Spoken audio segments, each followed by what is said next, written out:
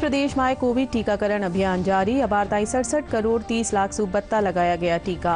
कल एक दिन में 81 लाख सू बत्ता लोगों ने लगाए गयो कोरोना रो टीको।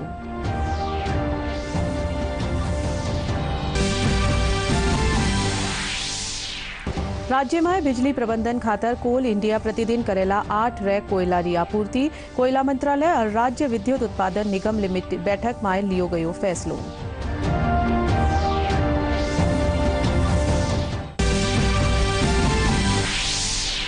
प्रदेश में खेती किसानी ने बढ़ावो देवा खातर 270 कृषक उत्पादक संगठन एफपीओ चिन्हित।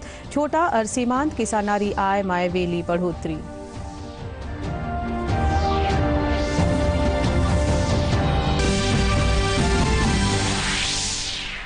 आजादी ना अमृत महोत्सव रहते प्रदेश भर में आयोजित करया जा रहा है कई कार्यक्रम। जयपुर में वितरित करया गया औषधीय पौधा। सीआरपीएफ जवान प्रस्तुत करया सांस्कृतिक कार्यक्रम। प्रदेश में मॉनसून एक बार फिर व्यो सक्रिय। जयपुर समेत प्रदेश का कई ठोड़ा माथे बारिश रो दौर जारी।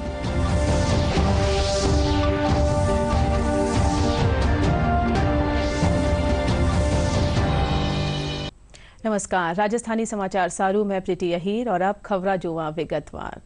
कोरोना रे विरुद्ध टीकाकरण अभियान में भारत तेजी से आगे बढ़ रही है। केंद्रीय स्वास्थ्य और परिवार कल्याण मंत्रालय रे मुजब राष्ट्रव्यापी टीकाकरण अभियान रहते देश में अबार ताई 67 करोड़ 30 लाख 37,334 लोगों रो टीकाकरण करियो जा चुक्यो है। कोरोना के खिलाफ टीकाकरण अभियान में भारत तेजी से आगे बढ़ रहा है। केंद्रीय स्वास्थ्य एवं परिवार कल्याण मंत्रालय के मुताबिक राष्ट्रव्यापी टीकाकरण अभियान के तहत देश में अब तक 66 करोड़ 17 लाख से अधिक कोविड टीके लगाए गए हैं। टीकाकरण अभियान के 229वें दिन शाम 7 बजे तक 69,42,000 से अधिक कोविड टीके लगाए गए। टीकाकरण अभियान देश में लोगों की कोविड से सुरक्षा का एक महत्वपूर्ण माध्यम है और इसकी उच्च स्तर पर लगातार समीक्षा और निगरानी की जा रही है। राज्य में बिजली प्रबंधन खातर कोल इंडिया लिमिटेड कानीसू प्रतिदिन कोयला री 8 रैक री आपूर्ति करी जावेली। कोयला मंत्रालय रा संयुक्त सचिव और राजस्थान राज्य विद्युत उत्पादन निगम रा अध्यक्ष और प्रबंध निदेशक रा बीच बैठक यह फैसलो लियो गयो। कोल इंडिया राज्य विद्युत उत्पादन निगम ने सड़क मार्ग सू प्रतिदिन 2000 मीट्रिक टन कोयला री आपूर्ति खातिर सहमति दी।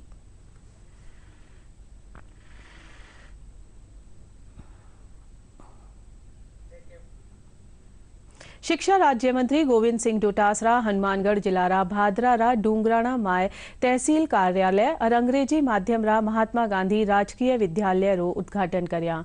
इनके अलावा वना डूंगराना माय ही पुनः संचालित राजकीय उच्च माध्यमिक विद्यालय रो शुभारंभ भी करया।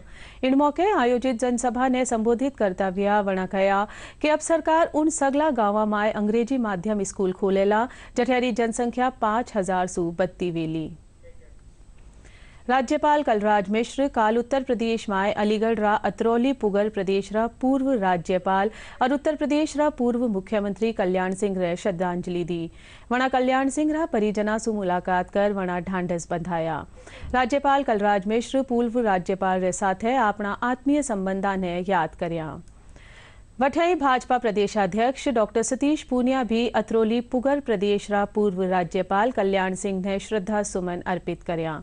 डॉक्टर पूनिया कहा कि कल्याण सिंह भारतीय राजनीति रा ऐसा नक्षत्र हुआ जो राष्ट्रवाद और हिंदुत्व खातर पूरो जीवन समर्पित कर दिया। कार्यस्थल माथे महिला कार्मिका खातर संवेदनशीलता बरतबा ने ले प्रधान मुख्य वन संरक्षक और वन बल प्रमुख डॉक्टर D.N. पांडे मुख्य वन संरक्षक और उप वन संरक्षक ने निर्देश दिया। वना निर्देशित किया कि महिला कार्मिका खातर संवेदनशीलता राखी जावे। साथ ही दूर दराज रा क्षेत्र में कार्यरत महिला कार्मिका ने कार्यस्थल माथे आवश्यक और न्यूनतम सुविधावां मिलवा माथे भी जोर दिया। इनके साथ ही डॉक्टर पांडे वन सुरक्षा ने महत्वपूर्ण बनाता थका वन और वन्य जीवा सु जुड़िया वी अपराध में दोषियों के खिलाफ त्वरित और आवश्यक कार्यवाही करवारा निर्देश भी दिया। प्रदेश में खेती किसानी ने बढ़ावो देवा खातर 270 कृषक उत्पादक संगठन FPO चिन्हित कराया गया है। इनमें सु बेहतर काम करने वाला 120 FPO रो चयन करियो गयो। कृषि विभाग रा आयुक्त डॉक्टर ओम प्रकाश बताया कि FPO रे माध्यम सु राज्य में कृषि उत्पादन ने बाजार सु जोड़वा रो काम करियो जा रियो है। वना बताया कि इनसु छोटा और सीमांत किसाना री आय में बढ़ोतरी वेली। इंग्लिश में इसको फुल फॉर्म कहते हैं फार्मर्स प्रोड्यूसर ऑर्गेनाइजेशन है, यानी जो किसान है उत्पादन फसलों का उत्पादन करते हैं उनका समूह है।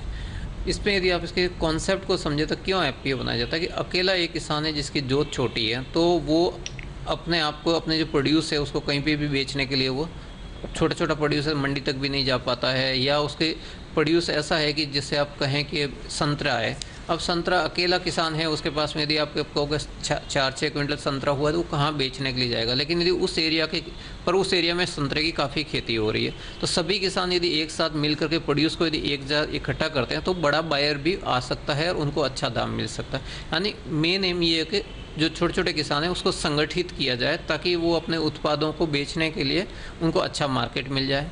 दूसरा इसमें ये रहता है कि ये अपनी इनपुट शॉप भी खोल सकते हैं। इनपुट शॉप तो खाद बीज जो है जो मार्केट से लेते हैं तो रिटेलर ये खुद ही अपनी रिटेलर की दुकान होगी, तो जो होलसेलर से जो रिटेलर को कमीशन मिलता है तो कमीशन का एक पार्ट जो है दुकान चलाने में काम में आ जाएगा और बाकी किसानों को आप दे सकते हो, यानी किसानों को इनपुट है वो कम दाम पे मिल जाएगा।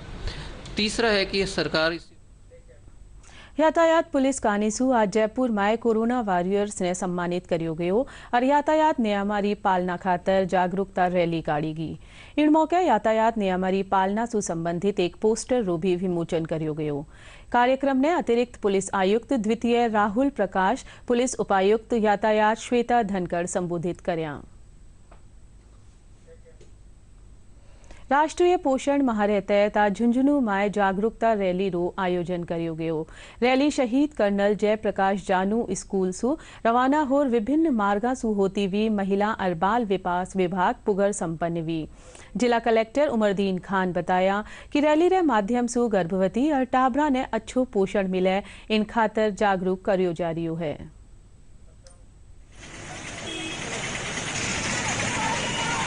राष्ट्रीय पोषण माह है की शुरुआत की है, उसके तहत हमारे जयपुर जानू सीनियर सेकेंडरी स्कूल से रैली निकाली जिसमें स्काउट हैं, स्काउट गाइड हैं, ICDS के जो कार्यकर्ता हैं, महिलाएं हैं, मेडिकल डिपार्टमेंट है तथा अन्य विभिन्न डिपार्टमेंट को शामिल करके एक बड़ी रैली निकाली गई है।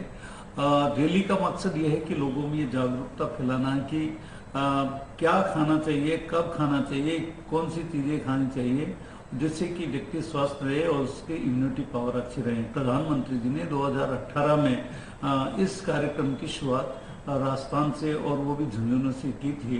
इस उपलक्ष्य में इसका महत्व और भी बढ़ जाता है। 1 सितंबर से 30 सितंबर तक राष्ट्रीय पोषण माह मनाया जा रहा है, तो उसके आज विधिवत शुरुआत कलेक्टर साहब यहाँ पे रैली निकाल कर कुछ हरी झंडी दिखाएंगे। इसके साथ ही 1 से लेकर 7 सितंबर तक मातृत्व वंदना दिवस को सप्ताह मनाया जा रहा है, जिसमें क्या है कि राष्ट्रीय जो PMY योजना है, प्रधानमंत्री मातृ वंदना योजना, जिसमें 5,000 रुपये महिलाओं को पहली गर्भावस्था के दौरान मिलते हैं अलग अलग किस्तों में, उसके लिए प्रचार प्रसार किया जाएगा। और पोषण माह पूरा जो महीना है उसके दौरान महिलाओं को, बच्चों को, सभी आदमियों को अपने पोषण का ख्याल कैसे रखना चाहिए, क्या खाना चाहिए, क्या पीना चाहिए, क्या अपना आहार विहार रखना चाहिए, उसके बारे में अलग अलग तरीकों से अलग अलग आयोजन करके जानकारी दी जाएगी।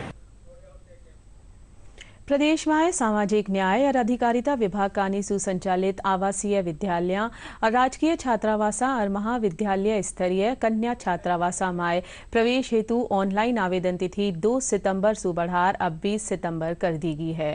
विभाग का निदेशक और संयुक्त शासन सचिव OP बुनकर बताया कि प्रवेश हेतु चतुर्थ सूची 15 और 5वीं सूची 30 सितंबर ने जारी करी जावेली। धौलपुर जिलारा बसेड़ी उपखंड रो राजकीय उच्च माध्यमिक विद्यालय आंगई एक अस्यो सरकारी विद्यालय है, जठे विद्यालय रा प्रधानाचार्य री प्रेरणा सु विद्यालय रा समस्त स्टाफ एक ड्रेस कोड लागू करया है। ड्रेस कोड लागू होबा रे पाछे स्कूल रा सगला कर्मचारी ड्रेस में आवे है। खास विशेषता यह है कि ई ड्रेस खातर समस्त स्टाफ स्वयं रा पैसा खर्च कर ड्रेस बनवाई है। विद्यालय रा प्रधानाचार्य और कर्मचारियों रो कहनो है कि इनसो विद्यार्थियां माए पढ़ाई रो माहौल पैदा हुए है। और काम करने के लिए और बहुत उमंग उत्साह पैदा होता है। इसलिए हमारे सभी स्टाफ साथियों ने एक छोटी सी प्रेरणा से सब इस बात पर सहमत हो गए और उन्होंने अपने स्वयं के पैसों से ये ड्रेस बनवाई और ड्रेस कोड में आना स्वीकार किया। अच्छा महसूस कर रहे हैं बच्चे, काफ़ी टाइम बाद स्कूल आए हुए हैं, यानी करीबन 9 महीने के बाद आ रहे हैं। तो हम बच्चों से यही चाहेंगे कि जैसे बच्चे मास्क लगा के आएँ, सैनिटाइजर अपना साथ लेके आएँ और जब भी क्लास में बैठें तो यानी दूरी बना के रखें, जिससे यानी कोरोना को कम किया जा सके, ज़्यादा बढ़ाया नहीं जा सके और अपनी पढ़ाई पर ध्यान दें। वो 6 महीने बाद स्कूल आके हमें बहुत अच्छा लग रहा है। मम्मी पापा ने हमसे बोला है घर मास्क लगा कर जाएँ और अच्छे से सैनिटाइज करें। अपने फ्रेंड्स से भी कहें कि मास्क लगाकर सैनिटाइज कर रहें और सुरक्षित रहें। सूर्यनगरी जोधपुर ने पत्थरारू शहर भी खयो जावे है। 28 निकलवा वाला छीतर रो पत्थर अपनी एक अलग पहचान लियो हुयो है। इनने सैंड स्टोन भी खयो जावे है। सालासू जोधपुर में छीतर रो पत्थर निकल रियो है, पर इनने राष्ट्रीय अंतर्राष्ट्रीय पहचान जोधपुर स्टोन पार्क से मिली है। यो पत्थर न केवल देश बल्कि विदेशारी भी शान बन रियो है। प्रदेश रो विधानसभा भवन, दिल्ली अहमदाबाद रो अक्षरधाम मंदिर, जोधपुर रो एम्स, IIT, न्यू हाईकोर्ट आदि भवना रो निर्माण में यो पत्थर काम लियो गयो है।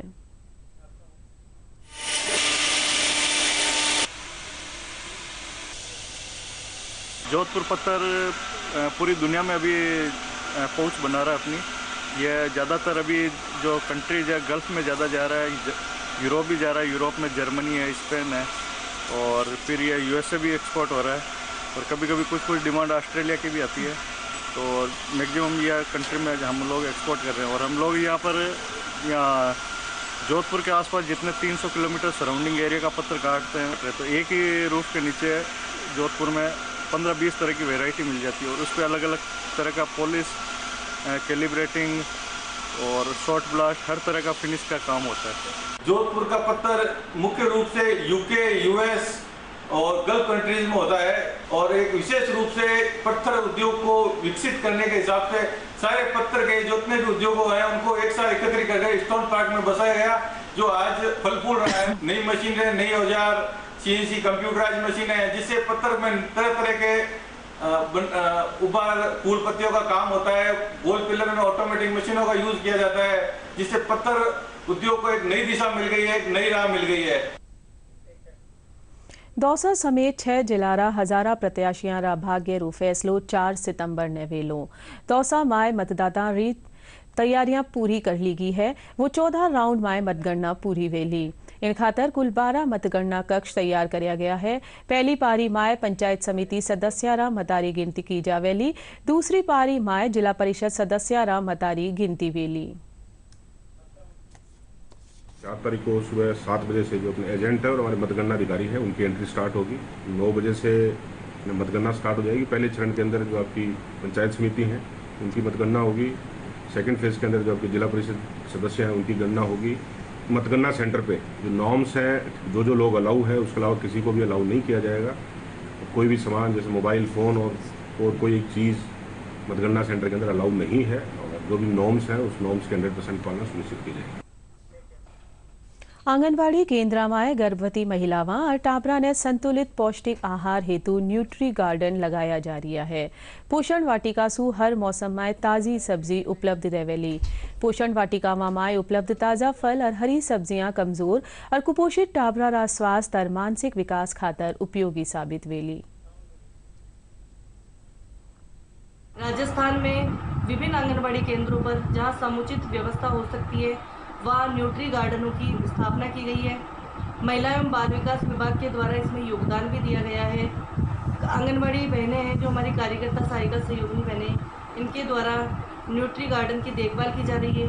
पालक, बथुआ, मेथी, तुरई, घिया, लौकी, टिंडी आदि की फसलें उगाई जा रही है। इन फसलों में जो सब्जियां उगेगी वह लाभार्थियों को निःशुल्क वितरित की जाएगी और जो न्यूट्री गार्डन में सबसे बढ़िया काम करेगी उस कार्यकर्ता को सम्मानित किया जाएगा। ये जो पोषण माह चल रहा है इसके अंदर हम लोग किचन गार्डन लगा रहे हैं। इसमें गर्भवती महिलाओं के लिए और धात्री महिलाओं को जो पौष्टिक आहार दिया जाता है वो हम लोग यहाँ से आंगनबाड़ी से अवेलेबल करवाते हैं। और जो भी इसमें जैसे सब्जियाँ, फल, इनके ये पौधे उगाए जा रहे हैं और इसको हम लोग बहुत अच्छे से आगे देख रेख में हमारी आगे हम लोग रखेंगे। आयुष मंत्रालय भारत सरकार कानीसू आजादीरा 75 वर्ष पूरा होबारा उपलक्ष्य माय क्षेत्रीय आयुर्वेद अनुसंधान संस्थान जयपुर माय आजादी रो अमृत महोत्सव कार्यक्रम रो आयोजन वियो। अमृत महोत्सव माय वरिष्ठ जन सामान्य लोगों ने रोग प्रतिरोधक क्षमता बढ़ावा खातर आयुर्वेदिक औषधि और औषधीय पौधा रो निशुल्क वितरण करियो गयो।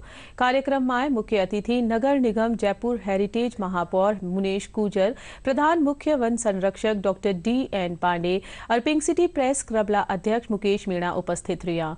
Doctor D.N. पांडे आयुर्वेद पद्धति से उपचार खातर लोगों ने प्रेरित करया। क्लिनिकल ट्रायल के पश्चात कोविड-19 के विरुद्ध भी और विभिन्न रोगों के विरुद्ध इन्होंने उपयोगी पाया। दूसरी बात यह है कि इम्यूनिटी बढ़ाने में इन दोनों औषधियों का अगर आप वैद्य के सलाह से लेते हैं तो बहुत बड़ा योगदान हो सकता है। तो ये बहुत ही महत्वपूर्ण कदम है भारत सरकार का, आयुष मंत्रालय का, central council for research in Ayurvedic sciences का। मैं देश के नागरिकों से यही आग्रह करूंगा कि ये औषधियाँ प्रमाण आधारित हैं, इनका अपने वैद्य की सलाह पर जरूर प्रयोग कीजिए। जो आयुष का भारत सरकार के सचिव है, उनके द्वारा लगातार जो ये प्रयास किए जा रहे हैं कोविड से लड़ने में आयुर्वेद की महत्व भूमिका को जो सामने लाया जा रहा है लोगों के जागरूकता के द्वारा, और विभिन्न कार्यक्रम जो चलाए जा रहे हैं उसी की कड़ी में ये कार्यक्रम अमृत महोत्सव के तहत किया गया है। इसमें हमारा जो लक्ष्य है मैक्सिमम लोगों तक हम इसकी उपलब्ध करवाएं। आम पब्लिक को इसका जो मेडिसिन उपलब्ध कराई जाएगी वो 12 साल से ऊपर के सभी लोगों के लिए है, लेकिन विशेष फोकस इस कार्यक्रम में जो रखा गया है वो वृद्धजनों के लिए और जो हमारे फ्रंट लाइन वर्कर्स हैं उनके लिए हम ये डोर टू डोर और निःशुल्क इस दवाई का वितरण कर रहे हैं। राजस्थान के यशस्वी मुख्यमंत्री जी ने ये सपना देखा है निरोगी राजस्थान का, उसी के संदर्भ में हमने ये पौधा वितरण का कार्यक्रम सभी जगह रखा है। हम सिर्फ ये चाहते हैं लोगों की इम्यूनिटी बूस्ट हो, थर्ड लहर के लिए हम परिपक्व रहें ताकि जो सेकेंड वेव में हमने नुकसान सहा है वो आने वाले थर्ड वेव में नहीं सहें। आयुष मंत्रालय की ओर से आयोजित आज़ादी अमृत महोत्सव पर्व में जो इम्यूनिटी बूस्टअप के लिए जो औषधीय वितरण का कार्यक्रम ये जो शुरू किया गया है ये बहुत ही कारगर साबित होगा, क्योंकि कोविड की 2 लहर आ चुकी है और अभी तीसरी लहर की आशंका जताई जा रही है। इसमें जो आयुर्वेद के जो औषधियाँ हैं, गिलोई है, काढ़ा है और ये तमाम उपलब्धि औषधियाँ हैं बड़ी ही फ़ायदेमंद हैं और इनका सेवन करने से इसका इम्यूनिटी बूस्टअप होगा, लोगों को फ़ायदा मिलेगा। आजादीरा अमृत महोत्सव कार्यक्रम रे तहत काल सूचना और प्रसारण मंत्रालय रा प्रादेशिक लोक संपर्क ब्यूरो कानीसू सांस्कृतिक संध्या रो आयोजन करियो गयो। कार्यक्रम में CRPF रा जवान सांस्कृतिक कार्यक्रम प्रस्तुत करया।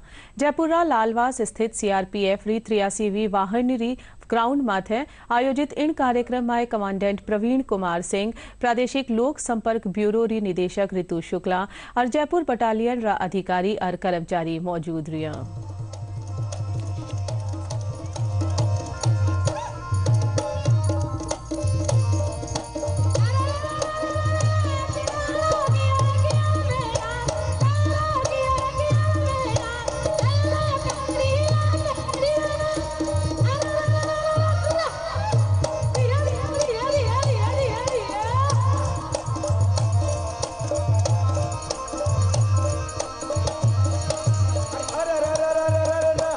Regional outreach bureau, ministry of information broadcasting आज़ादी के अमृत महोत्सव के अंतर्गत काफ़ी कार्यक्रम कर रहे हैं। हमने आर्म्ड फोर्सेस और को भी रीच करने की कोशिश की है, तो इस तरह के कार्यक्रम आज जो यहाँ आयोजित हो रहा है ये 83rd बटालियन है, रैपिड एक्शन फोर्स की, CRPF के अंडर है और इनके साथ आज हम एक सांस्कृतिक संध्या का आयोजन कर रहे हैं जिसमें देशभक्ति के गीत भी होंगे और CRPF इनके रैपिड एक्शन फोर्स की भी प्रेजेंटेशंस होंगी। मकसद यही है कि हमारे देशभक्ति का जो जज्बा है उसको बरकरार रखा जाए, क्योंकि हम सभी जानते हैं कि आज़ादी का अमृत महोत्सव जो है 2023 तक, 15 अगस्त 2023 तक चलेगा, जब हम 75वां हमारा जो इंडिपेंडेंस डे है उसको सेलिब्रेट करेंगे। 83 बटालियन रैपिड एक्शन फोर्स है, ये सीआरपीएफ का ही एक हिस्सा है। आज यहाँ पर हम लोग आज़ादी का अमृत महोत्सव के तहत ये प्रोग्राम यहाँ पे कंडक्ट किया जा रहा है। ये सारा का सारा जो कि प्रोग्राम है वो देशभक्ति के गानों और उनसे भरा हुआ है, जिससे कि सबको एक बार फिर से हम वो जज्बात सब में फिर से ला सकें। टोक्यो पैरालंपिक में भारतीय एथलीटारो शानदार प्रदर्शन जारी है। बैडमिंटन में सुहाग अलवाई जीत दर्ज करी है। वठ तरुण पहलो मुकाबलो जीत लियो है। प्राची यादव कैनो स्पिंट रो सेमीफाइनल में पुगी है। आज ताइकांडो में अरुणा ने क्वार्टर फाइनल में हार रो सामनो करनो पड़ो। अब वे रेपचेस क्वार्टर फाइनल में खेलेली। प्रदेश में भारत के राहुल जाखड़ पैरालंपिक में P3 मिश्रित 25 मीटर पिस्टल के फाइनल में 5वें स्थान पर रहे। राहुल ने हालांकि क्वालिफिकेशन के दोनों राउंड के बाद दूसरा स्थान हासिल किया था और फाइनल में प्रवेश किया था। प्रिसिशन में राहुल ने 284 और रैपिड में 292 अंक हासिल किए थे। वहीं बात करें प्राची यादव की, तो भारत की प्राची यादव ने महिलाओं की सिंगल्स 200 मीटर VL 2 स्पर्धा में चौथा स्थान हासिल किया। उन्होंने निर्धारित 1.11.098 के समय के साथ इस रेस को पूरा किया। इसके साथ ही प्राची सेमीफाइनल में पहुंच गई हैं। अब उनसे इस स्पर्धा में पदक जीतने की उम्मीद बढ़ गई है। अब 3 सितंबर को सेमीफाइनल में उनका मुकाबला होगा। वहीं बात करें बैडमिंटन की, तो पैरालंपिक में ताइक्वांडो की बात करते हैं। पैरालंपिक में ताइक्वांडो में महिला के 44 से 49 किलोग्राम भार वर्ग के मुकाबले में भारत की अरुणा तंवर को क्वार्टर फाइनल में हार का सामना करना पड़ा। क्वार्टर फाइनल में अरुणा को पेरू की LC स्पिनोजा ने शिकस्त दी। पेरू की खिलाड़ी ने मुकाबले को 84-21 से अपने नाम किया, सेमीफाइनल में स्थान बनाया। अरुणा अब रेपचेस में क्वार्टर फाइनल खेलेंगी। इससे पहले अरुणा ने राउंड ऑफ 16 के मुकाबले में सर्बिया की दानिजेला जोवानेक को हराने में सफलता पाई थी। वहीं बैडमिंटन की बात करें, तो पैरालंपिक में बैडमिंटन में भारत के सुहास एलवाई यतिराज ने आसान जीत के साथ शुरुआत की है। सुहास ने पुरुष एकल SL4 में जर्मनी के जन निकलस को आसान गेम में 21-9, 21-3 से शिकस्त दी। सुहास को इस मुकाबले को जीतने में केवल 19 मिनट का समय लगा। वहीं पुरुष एकल के SL4 ग्रुप प्ले स्टेज में भारत के तरुण ने जीत के साथ शुरुआत की है। तरुण ने थाईलैंड के सिरिपोंग टेमरोम को 2-0 से हराया। तरुण ने मुकाबले को 23 मिनट में 21-7, 21-13 से अपने नाम किया। पुरुष एकल के ही SH6 के ग्रुप मुकाबले में भारत के कृष्णा नागर ने जीत के साथ अपने अभियान की शुरुआत की है। कृष्णा ने मलेशिया के दिरीन तारेसो को सीधे गेम में 22-20, 21-10 से शिकस्त दी। वहीं महिला एकल में SU5 के ग्रुप मुकाबले में भारत की पलक कोहली ने पहली जीत हासिल कर ली है। पलक ने तुर्की की जहरा बगलर को 21-12, 21-18 से हराने में सफलता हासिल की। वहीं महिला युगल SL3 SU5 group play stage में भारत की पलक कोहली और पारुल परमार को पहले मुकाबले में हार का मुंह देखना पड़ा। भारतीय जोड़ी को चीन के हेफांग चेंग और हुई मा की जोड़ी ने 21-7, 21-5 से हराया। महिला युगल में SL4 के ग्रुप मुकाबले में भारत की पारुल परमार को भी हार का सामना करना पड़ा है। पारुल को चीन की हेफांग चांग ने 2-0 से शिकस्त दी। पारुल आज ही अपना दूसरा ग्रुप मुकाबला खेलेंगी। प्रदेश में मॉनसून सक्रिय होबारे साथ ही जयपुर समेत प्रदेश रा कई ठोड़ा माथे बारिश हुई। मौसम विभाग रे मुजब अगले 2 दिनां ताईं जयपुर, उदयपुर, कोटा, भरतपुर संभाग रा कई जिला में बारिश जारी रहेली।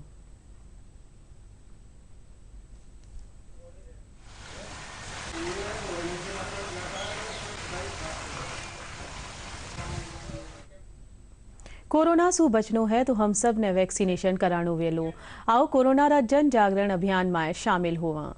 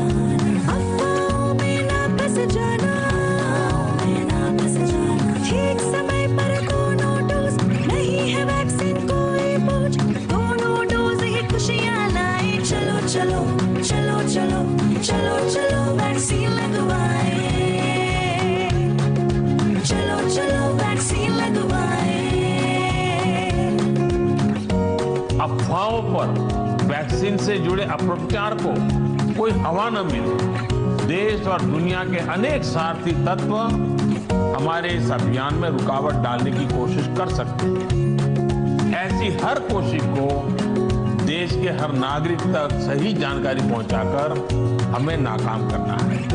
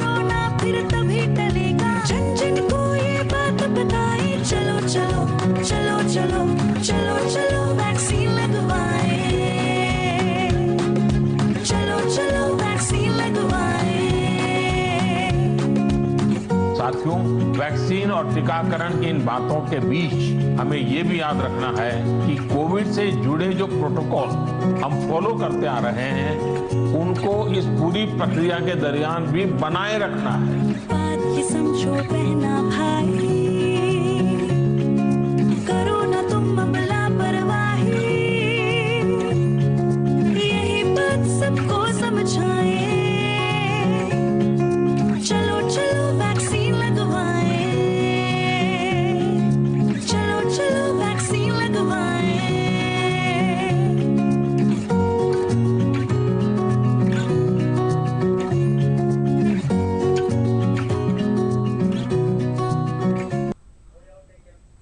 और अब एक नजर आज का मुख्य खबरों पर।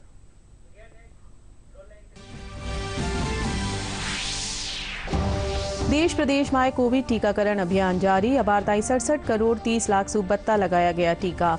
कल एक दिन में 81 लाख सूबत्ता लोगों ने लगाए गयो कोरोना रो टीको।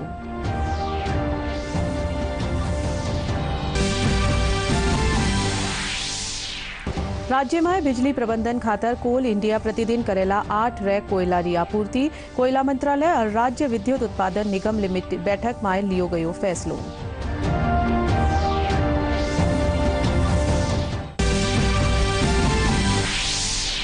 प्रदेश में खेती किसानी ने बढ़ावो देवा खातर 270 कृषक उत्पादक संगठन FPO चिन्हित। छोटा और सीमांत किसानारी आय में वेली बढ़ोतरी।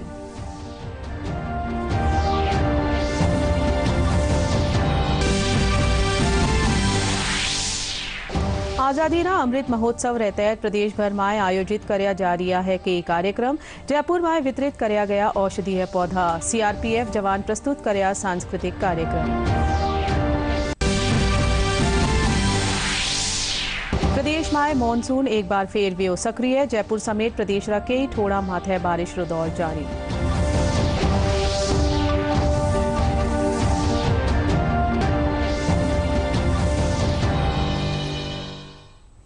ये था हाल था राजस्थानी समाचार।